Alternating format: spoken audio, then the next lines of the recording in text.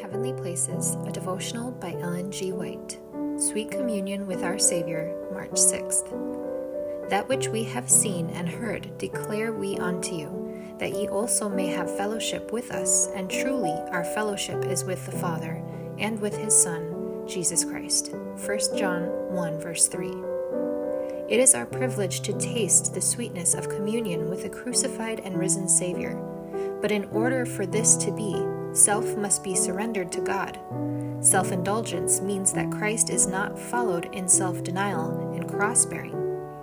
When self strives for the highest place, the spiritual perceptions become dimmed. The eyes are turned from Christ to the poor picture of self.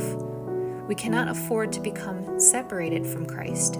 We must keep looking unto Jesus, the author and finisher of our faith. It is as we commune with Christ that precious holy light shines into our souls, until every chamber is lighted up and we become bright lights in the world, reflecting to others the glory of Christ.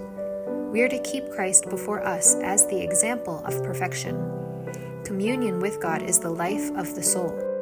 It is not a something which we can interpret, a something which we can clothe with beautiful words, but which does not give us the genuine experience that makes our words of real value. Communion with God gives us a daily experience that does indeed make our joy full.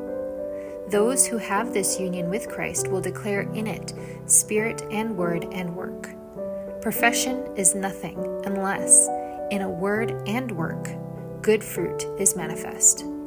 Unity, fellowship with one another and with Christ, this is the fruit borne on every branch of the living vine. The cleansed soul, born again, has a clear, distinct testimony to bear. To know God is the scriptural sense of the term, to be one with Him in heart and mind, having an experimental knowledge of Him, holding reverential communion with Him as the Redeemer. Only through sincere obedience can this communion be obtained. Following Christ's example of unselfish service, trusting like little children in His merits and obeying His commands, we shall receive the approval of God.